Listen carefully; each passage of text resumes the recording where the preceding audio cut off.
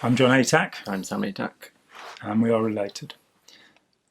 This is a little talk about education, which we're going to call Thinking in Education, after a book by Matthew Lipman, which Spike will show you the cover of in a minute or two. But first of all, we're going to start, if you could wave that one at the camera, with, yes, thank you so much, with Creative Schools by Ken Robinson, which we have mentioned in another video, so we thought we'd get it off the shelf to prove that we actually do have a copy of it. Yeah, and it exists. And what a lovely man he is. Yeah. He's got some, I think he's got TED Talks and stuff like that. Yeah, he's got lots of cool things on YouTube. He's a brilliant guy. He was deeply involved in trying to restructure arts programmes in the 1970s in the UK, which was great. You know, I was a kid then, and it meant we got to do a play. Oh, nice. We did, what did we do? We did Julius Caesar. Julius Caesar. Julius Caesar. Who did you play? Julius Caesar. I played Octavian, who would, of course, become the Emperor Augustus, the first Emperor of Rome. Yeah, the smart one. And and when think you that the sword goes up again? Never, till Caesar's 33 wounds be well avenged, or till the blood of another Caesar have added slaughter to the something or other of traitors. Cool. To the sword of traitors. Yes. There you go. That was great. Wasn't that great? Yeah. Not really. See the benefits of his work? Yeah, we basically, that all got funded, and it was weird. We did it in modern dress, so I was able to wear my dad's army jacket, and it's like, oh, okay, fine. And it was outdoors. It was in what we'll call the precincts in Lichfield, where I grew up. And you've got these kind of different levels of concrete and fountains, all very modern and brutal. And it went down reasonably well, I think. You know. Didn't get a review in the Times Literary Review, but what does these days? True. So Ken Robinson, Sir Ken Robinson, knighted by our Queen, good old Elizabeth II, who we love. He doesn't like standards movement very much, and we're going to. There's a thing called the PISA table. What does it stand for? It's every 2 years since 2000, these tables have been done, and they're not done in Pisa in Italy, and they don't have a leaning tower, and they're not listed in the That's not very useful, is it? But I'm sure that Spike will put the Programme for International Student Assessment, the Leaning Tower of Pisa. And Finland generally does very well in these tables. The UK doesn't do very well, and the US does very poorly. So Sam is going to read us a lovely long extract about Finland. Cool. Isn't that great? Yeah. The story in Finland could hardly be more different. Finland regularly appears at or close to the top of the PISA rankings for mathematics, reading and science. It has done so since the tests were first administered in 2000. It's not always like this. 40 years ago, the Finnish system was in crisis too, but Finland chose not to go down the route of standardization and testing. Instead, the reforms were based on a completely different set of principles. All Finnish schools are required to follow a broad and balanced curriculum that includes the arts, sciences, mathematics, languages, humanities, and physical education, but schools and districts have considerable latitude in how they do so. Finnish schools give a high priority to practical and vocational programs and the development of creativity in schools. Finland has invested heavily in the training and development of teachers, and as a result, teaching is a high-status, secure profession. School principals are given wide discretion in how they run their schools and considerable professional support. Finland encourages schools and teachers to collaborate rather than compete by sharing resources, ideas, and expertise with each other. Schools are encouraged to have close links with their communities and with the parents and other family members of their students. Finland has consistently high standards of achievement on all international measures. But there is no standardized testing apart from a single examination at the end of high school. No standardized testing. Right? No SATs. No worrying the heck out of kids and making them anxious. Yeah, just one final exam. Finnish schools do not do these things in addition to achieving high standards. They achieve high standards precisely because they do these things. The system is so successful that visitors from around the world make pilgrimages to Finland to understand the education miracle that seems to have happened there. Is the system in Finland perfect? Of course not. It's evolving as organic systems do. But overall, education in Finland is succeeding where many other systems are falling disastrously short. Disastrously short. I read a piece about some Swedish teachers. Sweden also does pretty well in the PISA tables. And they came to visit the UK and they were horrified by two things about our schools. One is because we've had one school shooting some years ago. It's not something, who knows what's happening in the United States, with one every week pretty much. But because we'd had one, we now have these high wire fences around all of our schools. We live next door to a school and it's got a high wire fence. I don't know if that's, if there's a shooter to trap the kids in. So they can't escape. I'm not really sure what the reason is. But they said it meant that they had a kind of feeling of being prisons. Yeah. Which might not be the right message, but it might be truthful. The other thing they said was that in UK schools, there are, the walls are covered with things and there are things hanging from the ceiling, and they found that very confusing. And of course, the textbooks are littered in that way too. Our textbooks were definitely somebody who'd taken hallucinogens decided they could have all of these multiple coloured texts. I can't read them, and how anybody who's on the autistic spectrum has a chance of reading. There's text in black, purple, pink, and orange on the same page, which is somehow meant to emphasise things and make them friendly. It doesn't. No. Sorry, it's a complete failure. There's also a thing apparently in Sweden where, and probably in Finland too, where despite it being very cold in the winter there, which is why we don't live there, by the way.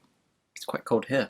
It's quite cold here, but it's not like minus 40. Oh, good. You go up to the Arctic bit of Norway, or where the Sami live in, who are not related to you, Sam, by the way.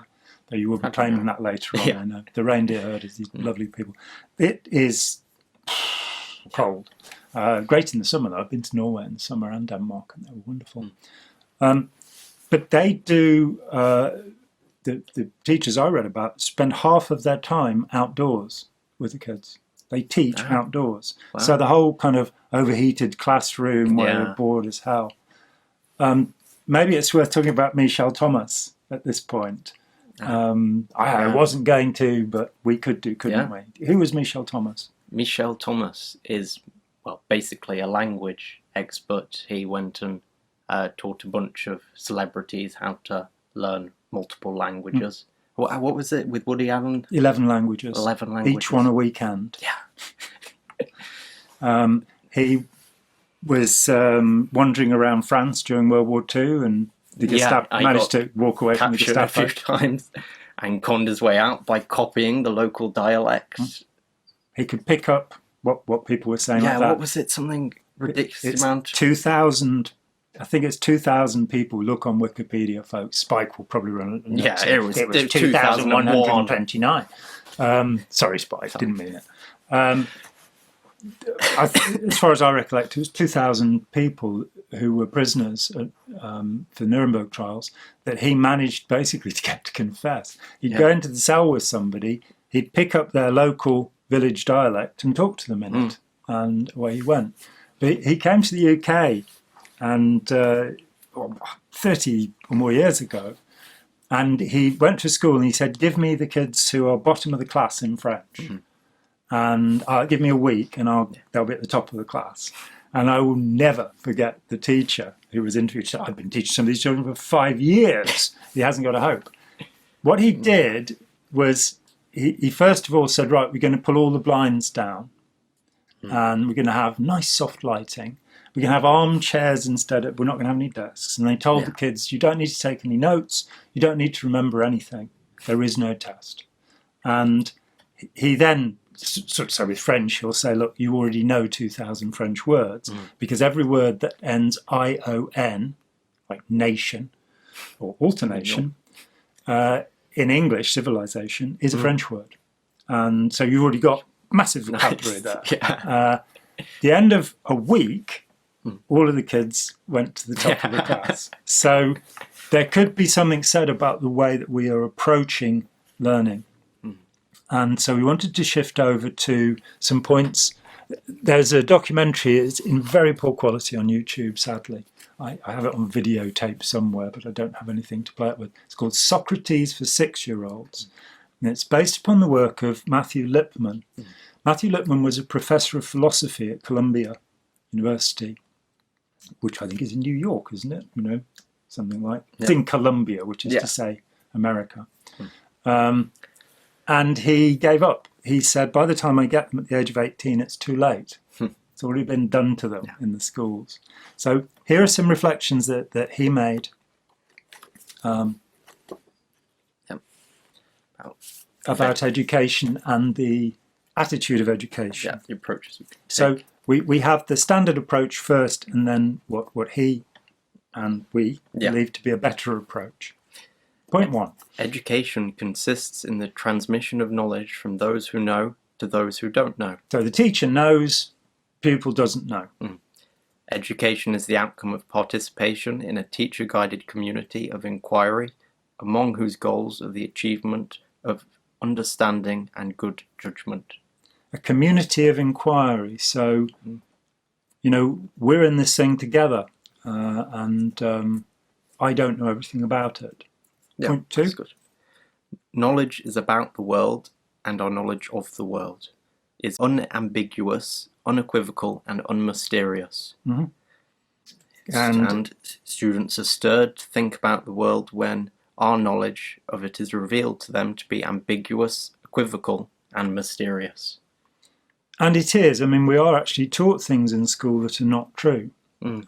If you look, your physics is the thing that fascinates me the most. You know, it's simple to demonstrate that we're taught absolute rules of physics, and the more you study physics, the more ambiguous it becomes. You know that most of the universe is still missing. It's dark energy or dark matter, which is just a word for the stuff we don't know about. But it's recently been suggested that it should be called ether, which was the thing that was thought to glue the universe together before the Michelson-Morley experiment in 1887 at Mount Wilson. I've been to Mount Wilson. It's outside Los Angeles. Michelson and Morley weren't there, though, so they packed their bags and gone. And the thought is that Einstein, with specific and general relativity, brought it together, but now we've lost, you know, maybe 95% of the universe in terms of its mass. So, and then you get into quantum entanglement. We like to mention quantum entanglement as much as we possibly can, don't we? Because it's fantastic. Where if you take an electron away from an atom, it will continue, even if you took it to the other side of the universe, theoretically, it will continue to behave in relation to that atom, to the other electrons in the shell of that atom, which is obviously complete nonsense, but apparently it happens. So, you know, physics, which is the hardest of all the sciences, the least abstract, the one that's easiest to prove, becomes very ambiguous. You talked about the conservation of energy, that, you know, you can never get rid of the stuff. And then you talked about virtual particles later on, which appear out of nowhere and can disappear. So, well, they have to unless they find the appropriate energy to exist, basically. Well, for which you need apparently a Higgs boson. If you want the appropriate energy to exist. Point number 3, please. Right. Knowledge is distributed among disciplines that are non-overlapping and together are exhaustive of the world to be known. So we have geography, history, English, English literature, maths, physics, chemistry, they're all separate. And the disciplines in which inquiry occurs are assumed to be neither non-overlapping nor exhaustive. Hence their relationships to their subject matters are quite problematic. Yeah, so we should be asking questions about, I like, I've had something to do with the education of all 4 of my children. and because they've had long periods out of school. I'm very happy, very proud to say that my oldest boy has just started a PhD. So he somehow managed, despite me, to achieve a high educational level. But I've always felt that we should integrate subjects, and for me the best integration is through history. Yes.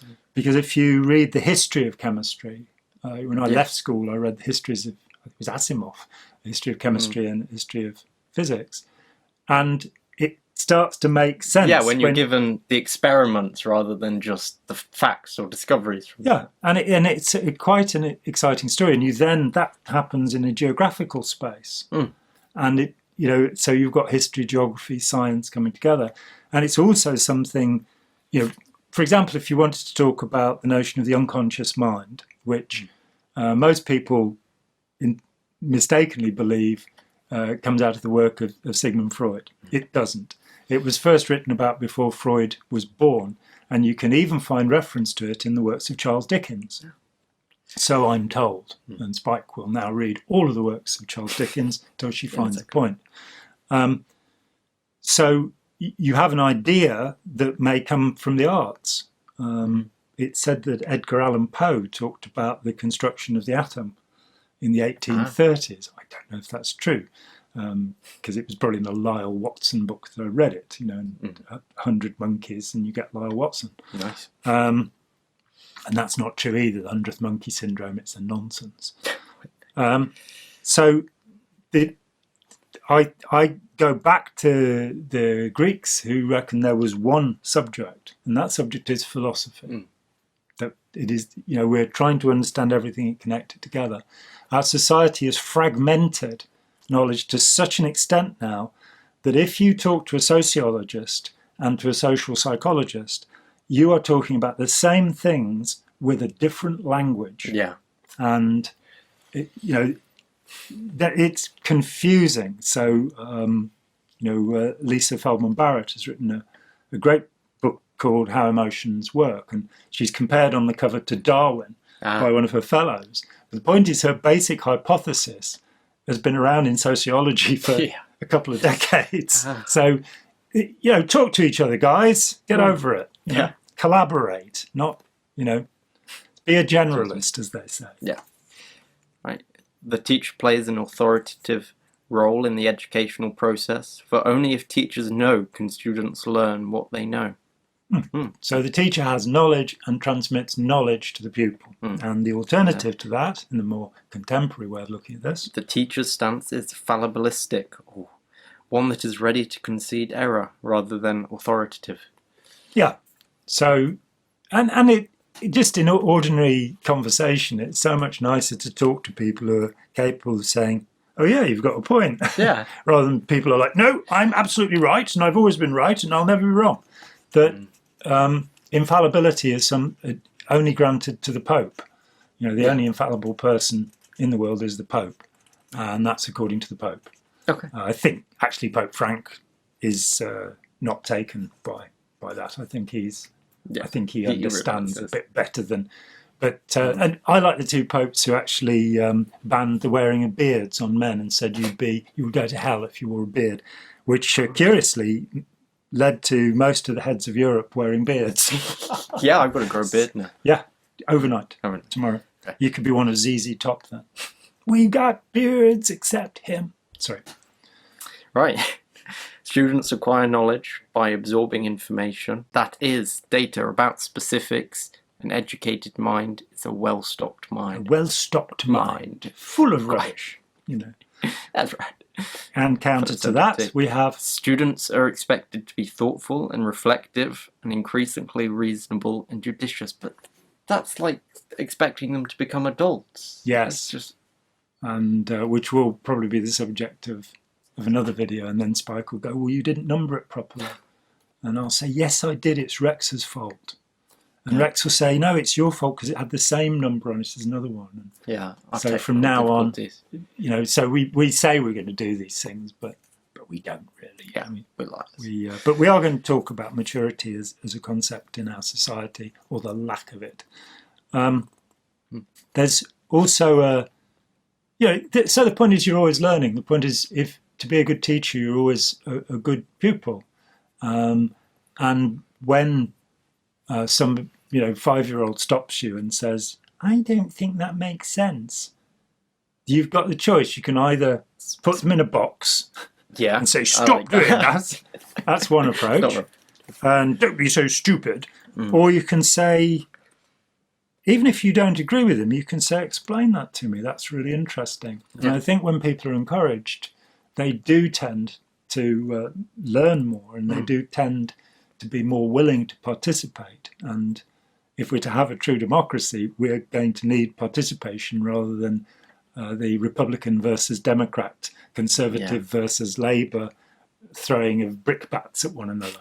I don't know what a brickbat is, actually. Sounds good, though. Sounds good. And there is a sixth add-on point on the Lippmann's, the positive. We'll call it the positive side because we're into black and white thinking. That's right.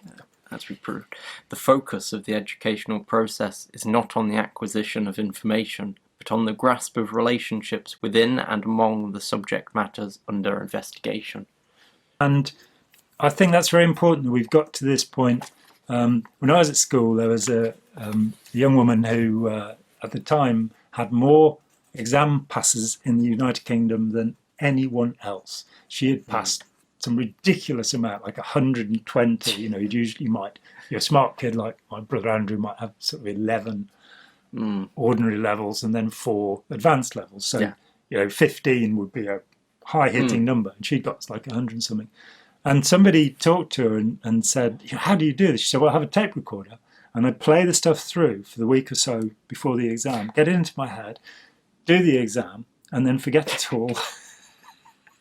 Unfortunately, I think that happens to most people who take the exams I did, the GCSEs, talking with teachers, and they pretty much said to me that after doing the exams, they forgot most of what they'd just learned. Well, the expression I've heard most recently in talking with teachers, an educational psychologist and a paediatrician, they've all talked about jumping through hoops. Yes. And, you've got to jump through the hoops so that one day you won't have to jump through hoops. Yeah. And I'm a high school dropout like Kanye West, but unlike Kanye West, I'm not a half-wit. I'm a 3/4 wit. Yeah. And I haven't made a great deal of money. Oh, this is going wrong. This is going terribly wrong. But I am a high school dropout. I left school at 17. I have no further education beyond that other than what I've poured into my own head. As anyone who's watching these videos will probably have worked out, my head is stocked with information, which Spike will correct on the screen as we go along. But I learned very early on that what drives me is fascination and curiosity. Yeah. And that what schools tend to do is blunt fascination and curiosity.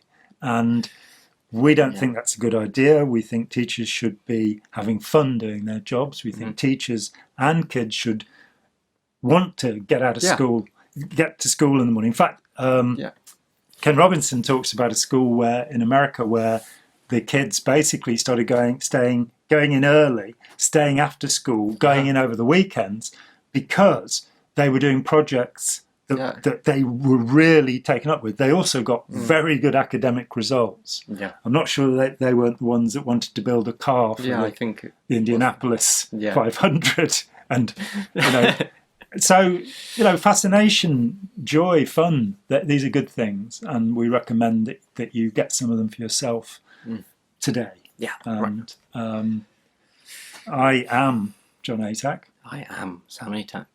And thank you for sharing your time with us. We'll see you again soon. Bye.